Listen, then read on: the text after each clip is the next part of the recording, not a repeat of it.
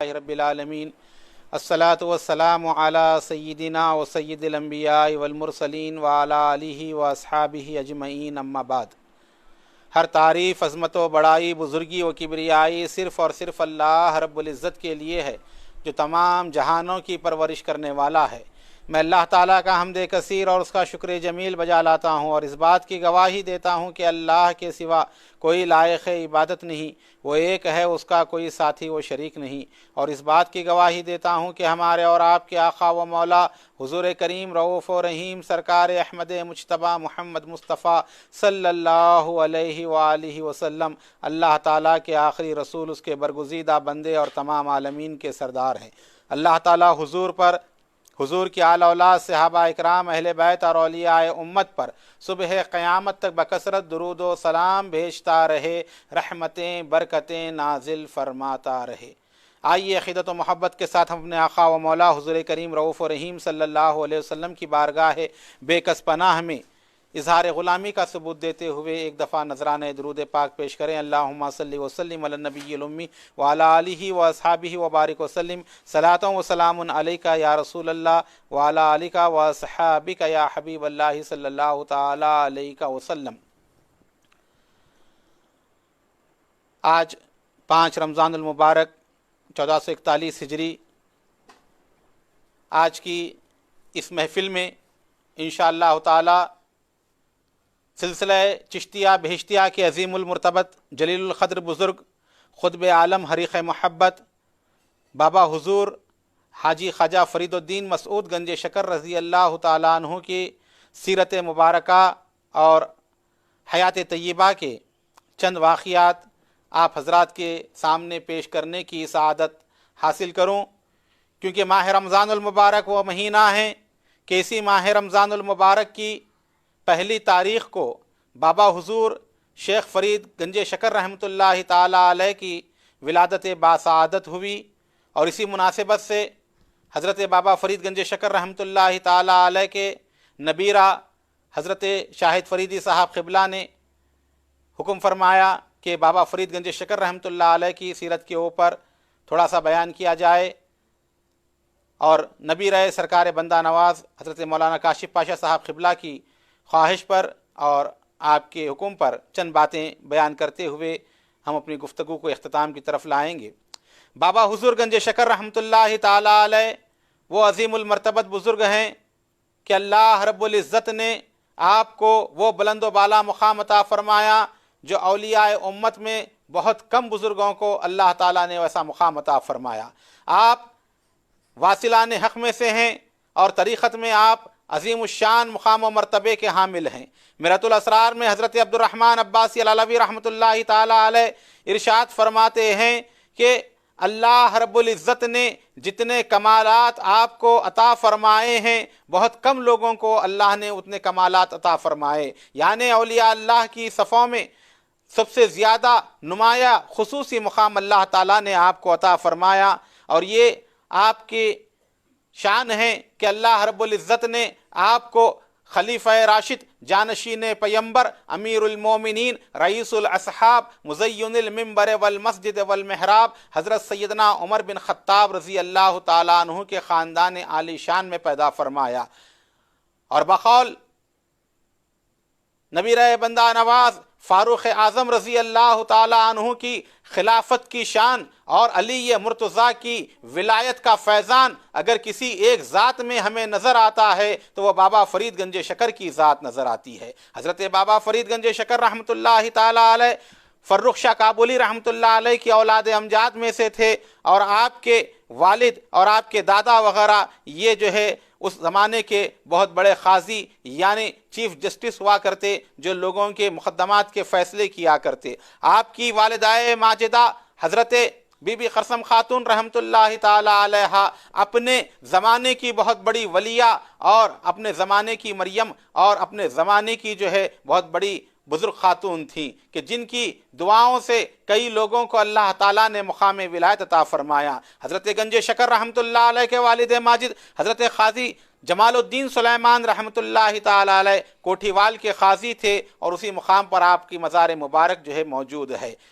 हज़रत बाबा फ़रीद गंज शकर रहमतुल्लाहि ताला अलैह بچپنے میں مولانا منہاج الدین ترمذی رحمتہ علیہ کی مسجد میں تھے، علم دین حاصل کر رہے تھے، کتابیں پڑھ رہے تھے، فقہ کی کتاب نافع آپ کے ہاتھ میں تھی۔ اسی اثنا میں جبکہ آپ کی عمر مبارک 13 یا 14 سال کی تھی، قطب الاقطاب شہید محبت برہان چشتیان خواجہ قطب الدین بختیار کاکی چشتی رحمۃ اللہ علیہ اس مسجد میں تشریف لائے۔ حضرت بابا فرید گنج شکر رحمۃ اللہ علیہ نے جب آپ کو دیکھا، اٹھ کر سلام پیش کیا اور آپ کی دست بوسی اور قدم بوسی کی۔ حضرت قطب الدین بختیار کاکی رحمۃ اللہ تعالی علیہ نے نظر ولایت سے دیکھا کہ یہ بہت بڑا بزرگ بننے والا ہے، یہ شہباز طریقت ہونے والا ہے، یہ امام الاولیاء ہونے والا ہے۔ آپ دیکھ کر مسکرائے اور حضرت شیخ فرید رحمۃ اللہ تعالی علیہ سے کہا کیا پڑھ رہے ہو؟ کہا حضور کتاب نافع پڑھ رہا ہوں۔ حضرت قطب الدین بختیار کاکی نے فرمایا کیا اس نافع سے تمہیں نفع ہوگا؟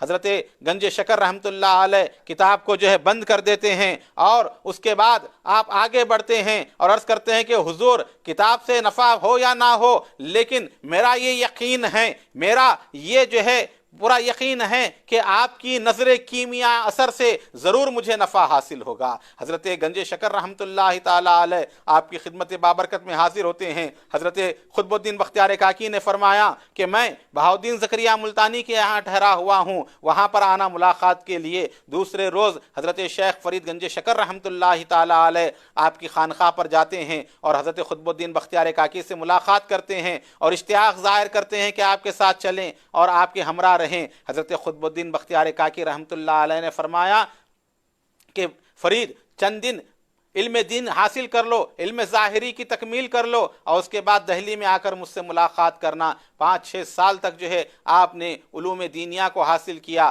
بہت بڑے عالم دین بنے اور بہت بڑے آپ جید اس دور کے حافظ بنے، اور اس کے بعد آپ دہلی کی طرف روانہ ہوئے اور 18 سال کی عمر میں شباب کے عالم میں حضرت شیخ فرید گنج شکر رحمۃ اللہ تعالی علیہ حضرت قطب الدین بختیار کاکی رحمۃ اللہ تعالی علیہ کی بارگاہ میں حاضر ہوتے ہیں۔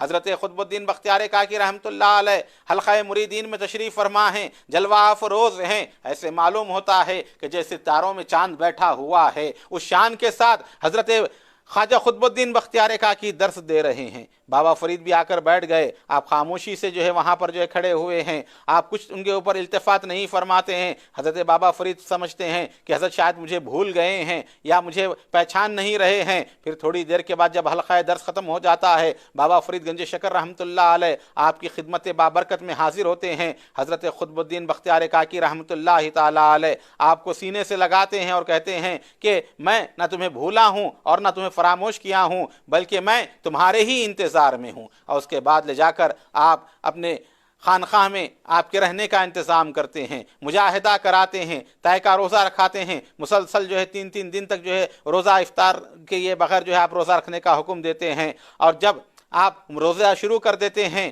تو اچانک آپ کو خیال آتا ہے کہ افطار کس سے کیا جائے۔ حضرت بابا فرید گنج شکر نے عرض کیا کہ حضور افطار کے لیے کیا چیز لائی جائے؟ حضرت سیدنا قطب الدین بختیار کاکی رحمۃ اللہ تعالی فرماتے ہیں غیب سے جو چیز تمہیں میسر ہو اسی سے افطار کر لینا۔ تیسرا دن تھا، آپ کے اوپر غشی طاری ہوئی اور آپ گر پڑے۔ اسی اثنا میں ایک شخص آیا اور روٹی لا کر آپ کے پاس رکھ دیا، آپ اس کو غیبی رزق سمجھ کر کھا لیتے ہیں، لیکن جیسے ہی کھانا کھاتے ہیں آپ کے پیٹ میں تکلیف ہوتی ہے اور اس کے بعد آپ کو الٹیاں آتی ہیں، پورا کھانا نکل جاتا ہے۔ اور یہ واقعہ صبح ہونے پر آپ اپنے پیر و مرشد کی خدمت میں بیان کرتے ہیں۔ حضرت قطب الدین بختیار کاکی رحمۃ اللہ تعالی علیہ نے جب سنا تو کہا اے فرید جانتے ہو وہ کھانا کہاں کا تھا؟ کہا نہیں، میں نے سمجھا غیب سے آیا ہے۔ کہا غیب سے نہیں آیا تھا، وہ کھانا ایک شراب کے کاروبار کرنے والے کے گھر سے آیا ہوا تھا، اللہ تعالیٰ کو پسند نہ تھا، اللہ نے تمہارے پیٹ کی حفاظت کی اور وہ تمام کھانا نکل گیا۔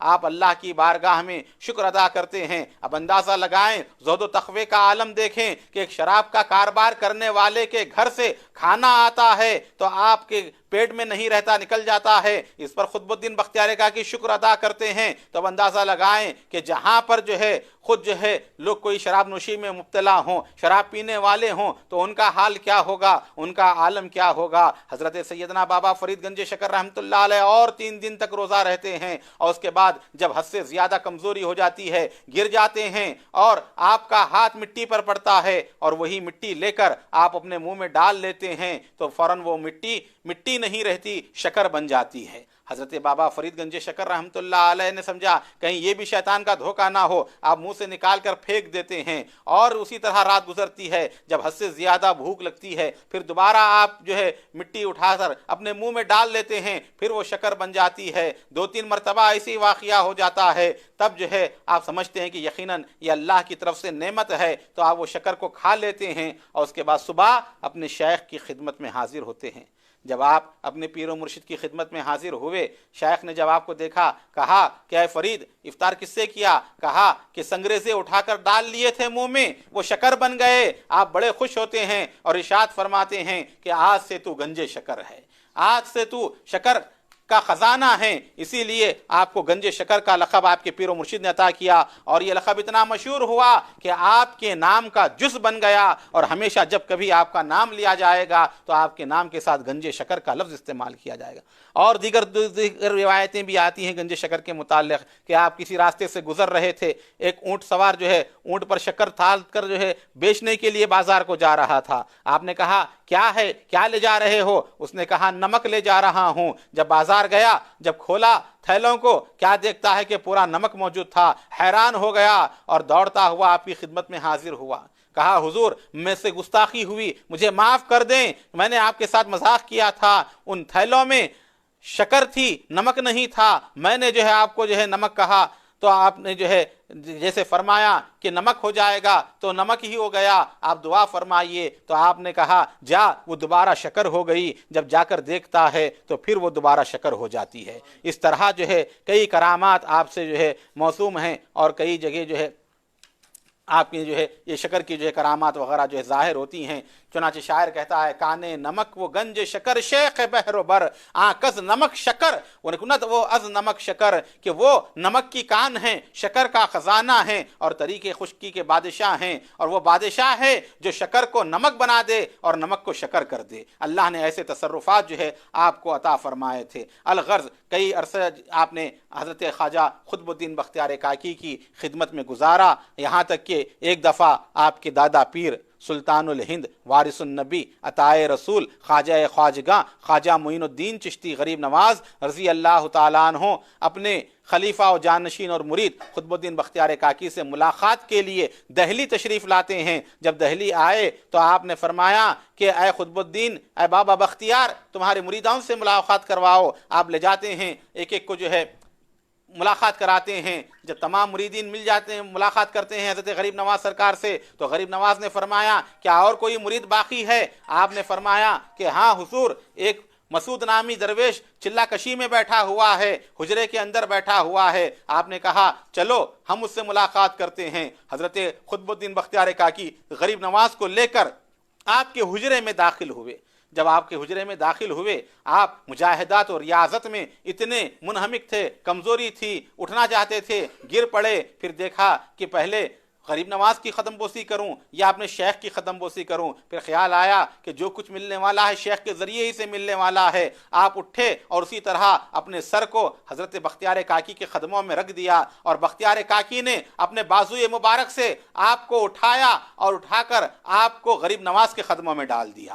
اور اس کے بعد غریب نواز نے فرمایا کہ اے بابا بختیار، کب تک اس درویش کو مجاہدے کی آگ میں جلاؤ گے اور تپاؤ گے؟ آؤ کچھ ہم عطا کریں اور کچھ تم عطا کرو۔ آپ نے عرض کیا کہ حضور آپ کے ہوتے ہوئے میری کیا مجال و جرت ہے کہ میں آپ کے سامنے ان کو کچھ عطا کروں؟ حضرت غریب نواز نے فرمایا کہ بختیار، یہ تم سے تعلق رکھتا ہے، یہ تمہارے سے وابستہ ہے، لہٰذا دونوں پکڑتے ہیں آپ کے بازو کو، ایک ہاتھ کو غریب نواز نے پکڑا، ایک ہاتھ کو بختیار کاکی نے پکڑا۔ اندازہ لگائیں حضرت گنج شکر کی خوش نصیبی کا، آپ کی نصیب کی میراج کا، دونوں بزرگ مل کر آپ کو اٹھاتے ہیں۔ حضور غریب نواز نے چشتیہ سلسلے کا اسم اعظم آپ کو تلقین فرمایا اور اس کے ورد کی اجازت دی اور نگاہ کرم آپ کے اوپر ڈالی، اور بختیار کاکی نے بھی توجہ فرمائی، اور دونوں بزرگوں نے اپنے فیضان علمی و روحانی سے آپ کو مالا مال کیا۔ تب حضور غریب نواز کی زبان حق ترجمان سے یہ کلمے نکلتے ہیں کہ فرید وہ شمع ہیں جس سے ہمارا خاندان روشن ہونے والا ہے،